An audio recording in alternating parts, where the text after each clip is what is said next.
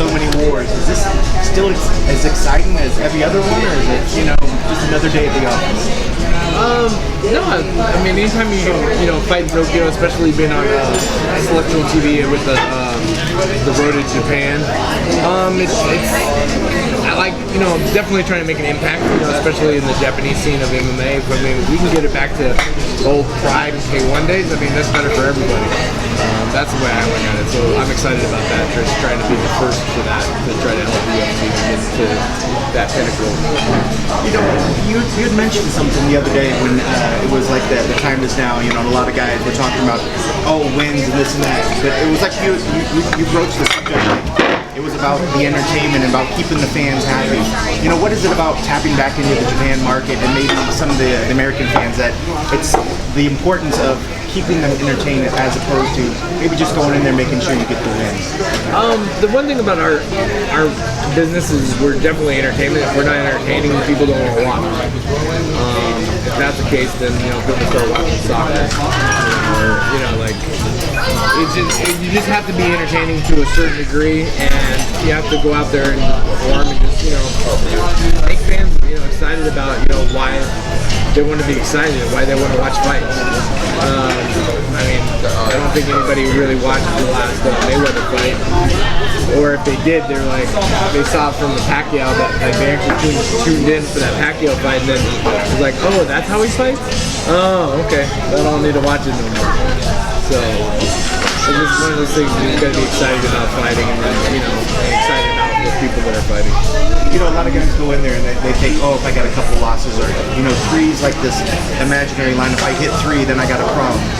Have you kind of adopted the thing where it's more like, as long as I know that the fans are entertained, the rest just takes care of itself? Dane and them aren't going to worry about anything else. As long as the fans are happy, you're happy with whatever happens. Well, the thing is, at the end of the day, if there are no fans, there's no UFC, there's no fighters, there's no UFC.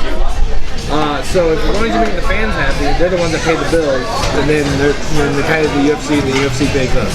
So without them, we're nothing. So I always look at the big boss, which would be the fans. And as long as I'm making them happy, then I always have a job. So, sorry, is the entertainment factor important to you? I mean, you're talking from a business perspective, but is it important to you as a business, or is it important to you just because you just want to be a fan favorite, you want to appeal to them? No, the thing is, I like to go out and fight, and my fight style just happens to be what fans like. Right. It kind of goes hand in hand. I always go, my adoption of fighting is like, if we're in a fight, there was no time limit, I'd win, regardless. I just run out of time if I lose usually I lose a decision, it's because I just run out of time. There just wasn't enough rounds. Do you think that way of thinking is costly a couple fights, like actually costly in your career? Yeah, because it's not like boxing where you have 12 rounds, or like at least usually like the first 5 rounds you usually figure a guy out in boxing, and in MMA it takes about 2.5 before you kind of figure everybody out. That's why I like 5-round fights, because then after that you can kind of figure it out and just kind of go from there. If we adopted like 3-minute rounds like boxing and did 10 rounds, then it'd be you just see a whole bunch of different scorecards all the way through. It just, with MMA it's hard because sometimes the judges only watch the last 2 minutes of the fight, but the guy was getting his crap beat out of him for the first 3 minutes, and then the last 2 minutes the guy steals the round because you got a takedown, or he held up against the fence for the last 2 rounds or 2 minutes. It's like usually the judges only have like, I guess, like the IQ of or the tendency of a kid, where they're like, okay, wow, that was that. Okay, they only happen for that first, they only have a 2-minute time span. And that's why I guess they start them off with the amateur at 2 minutes. Well, you had mentioned boxing a couple times. Usually in boxing, when you lose, it's kind of like the end. Guys can't really suffer a loss. But in MMA, it's a little bit different. And you see guys like Arlovsky, and you see Lawler, they're strung together a bunch of wins after losing. Do you find the motivation behind that when you see those guys winning? Yeah, no, there's definitely motivation behind anytime you can string a whole bunch of, like in the UFC, as long as you string up two good wins, you're right there for the belt. Like this fight, I'm right for the belt. Like, I mean, you're always in, title contention just because you're a heavyweight. Because heavyweight, we switch that role left and right. As long as the champions fight, that's usually that's the only hard part for our champion is champions don't want to fight because they're like, woo, I got this belt. It took forever to get here because nobody wants to fight for it. So I think if everybody fought, 3 times a year, I think you probably see that belt change at least once a year. If you had the belt, would you have that similar mentality? Or you'd be ready? No, the thing is with my being in the sport as long as I have, I've already fought everybody. And I'm ready to fight everybody again.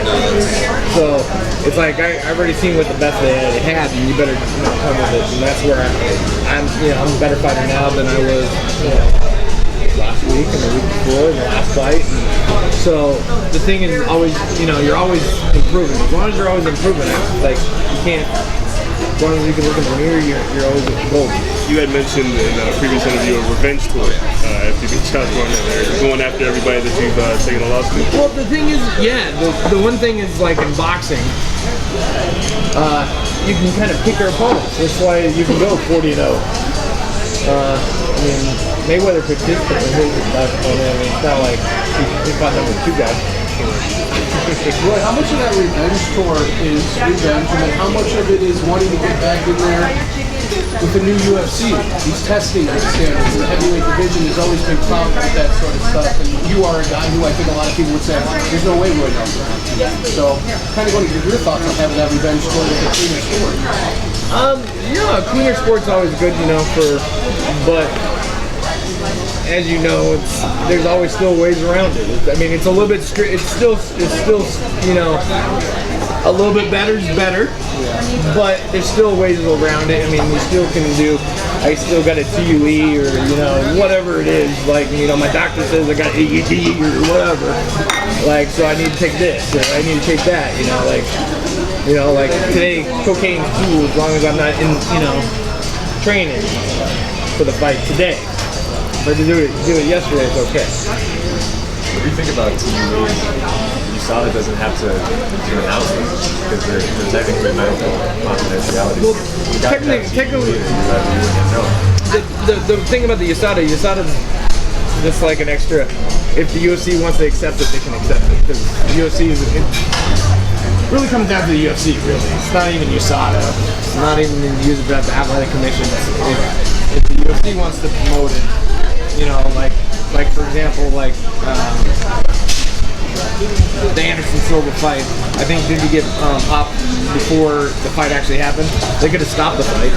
They said they didn't know. Testing come back. They got the test results after the event happened. Gotcha. So then, why bother even testing that far out? Like, if you can only find out after, then might as well just do it on the day of and call it a day. If you're not going to test that far out enough to go, oh, no, hold on. Got to use some logic.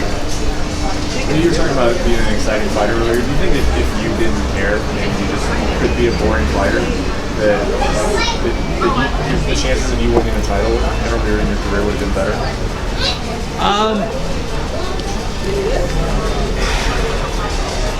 That one's tough because because it still comes down because it's not like boxing. Like in boxing, no matter what, if you're a number 2 contender, you're gonna fight for the belt sometime in that year because they have to. In our sport, number 10. I mean, like who's Ronda fighting number 11 guy or 12 or 12 girl or whatever. So you never know. That's one thing with art. Like if we're gonna change the ped use and the USADA, we should have more of a independent type of either tournament format. That's one thing about baseball, basketball, football. There's a tournament. I might go 8-8 for the season, but I make the playoffs. Guess what? I might have that Cinderella bird. And that's the thing that that's one thing about other major league sports. Change it. I mean, that's what made Pride. That's what even made the UFC the very first one, second one, third. That's what people wanted to see. People wanted to see who's the best during that time, because like, can you put it together today?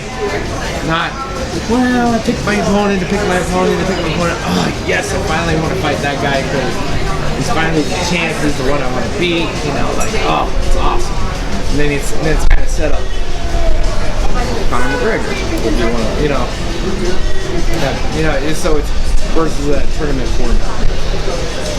You mentioned that there have been a lot of championship fights in the last few years in heavyweight. Why is that inactivity kind of plagued this division? I don't think it's an inactivity. I think it's just you got this belt and you got the status symbol, and you don't want to lose it. People are afraid. I mean, that's the thing, is people are afraid to play. I mean, should their hands be forced to fight instead of sitting on and waiting around? Like Fabricio Verdun supposedly said he doesn't want to fight till March. No, from my understanding, Fabricio wants to fight, but they want him to fight Kane, which doesn't make any fucking sense because Kane fought the same guy like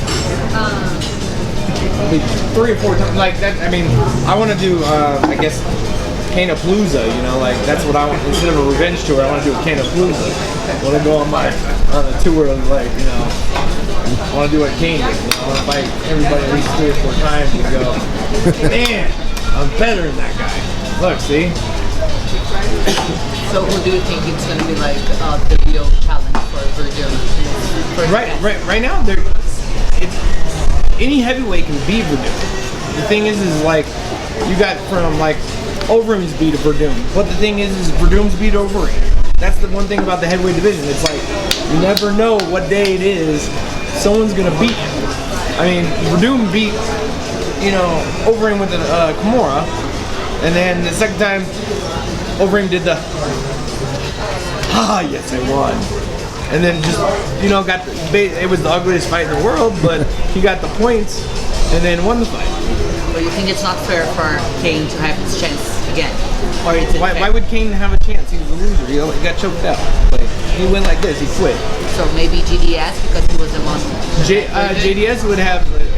He needs to fight a little bit more, but he definitely. That's a good fight because he got Verdun knocked him out. So Verdun can go on his revenge trip. Arlovsky was another one, except that Arlovsky actually lost his last fight. Well, won, but lost his last fight. But you see what I'm saying? I throw JDS before But Verdun. if you were Joe Silva, I'll give you the power to. If I was Joe Silva, I'd scrap the Roy Nelson, Josh Barnett, and put Roy Nelson in Verdun and try that one. Hey, what did you make of the Mir Arlovsky fight? You made some comments about it on social media. I think you followed that. Right? Yeah, it was just, it wasn't the fight that I thought it was going to be. I thought, Arlovsky was like, that resurgence of Arlovsky, and then Arlovsky kind of backtracked a little bit on, like, I think it might have been the way, Frank's dangerous, so he played a little bit safer. And then when Frank actually got where he wanted to be, he just didn't do anything to, go, oh, wow. But the thing is, I could watch the fight go, no, Frank won that fight. He won the second round. Oh. Like, that judge that had it 30-27, I was like, what? Was he even watching? I mean, it's just one of those things where it wasn't a barn burner fight that you think for heavyweights at that high level, but they were both playing it safe. They're both holding their breath, because they're afraid they're gonna get hurt. That's why they got tired, because when you're afraid you're gonna run into a train, you tend to hold your breath a little bit. Oh, woo, that didn't hurt. Okay, and then keep going. How do you see Federer's coming back? Federer's coming back. I think when the UFC fights in the Russia, I think then Federer will probably come back. I don't know. If he comes back, he comes back. But it's something like, for example, that you had in your mind about facing him, because there are a lot of fighters, that have the dream to face him because he has all this. Yeah, I heard Chael Sonnen's coming back too. So. Let's speak to your opponent this time around. Josh coming up. It's two guys that I think both you guys said on the go big that you guys in a sense are both going to go out there and we're going to go big and throw at it. Is this the type of fight where you know that your opponent, he's at least said he's going to come out swinging? Do you anticipate, I mean, because a lot of guys say that and then they get in there and then they hug for 3 rounds, but I anticipate this is not going to be the case. No, every fighter always says, you know, they're going to come out and try to fight. But then with my luck, they all go, man, that hurts. So I'm just gonna play I'm gonna punch twice and then run, twice and then run, twice and then run. Like I just watched the Overeem fight and I'm like, man, I've never seen someone actually run in a fight, like actually turn the back and run.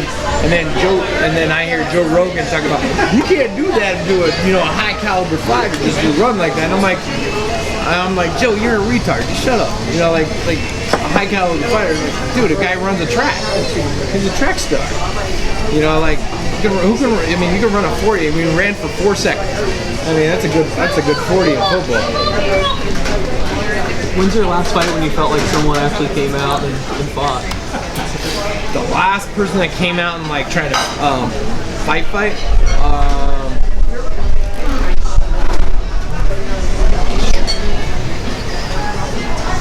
Mamet Trion did. Usually guys that usually get hit in the counters. Either I knock them out. Big Nog fought, tried to come and fight. JDF, usually usually the guys that when you see at the end that either I'm getting knocked out or they're getting knocked out, they usually come to fight. But usually when they go 2 punches and then run, 2 punches and run, 2 punches and run, and they're gonna go, okay, 1 more round of it. Okay, 10 more minutes, 5 more minutes. Or when they looking at the clock when they're like, okay, whew. And they're just playing tag. Training for this fight and then this whole time. This fight, yeah. What did you think of what you make of the American top team experience as opposed to the differences American top team and the biggest thing was not having the distraction of the open fighter. They were from an open fighter last time. So when I'd go to practice and get ready to go to practice, they'd be like, oh, gym's closed, we're doing open fighter. I'm like, this is stupid shit. And I'm like, so can you give me a schedule when it is? No, we just don't know. We don't know, you know.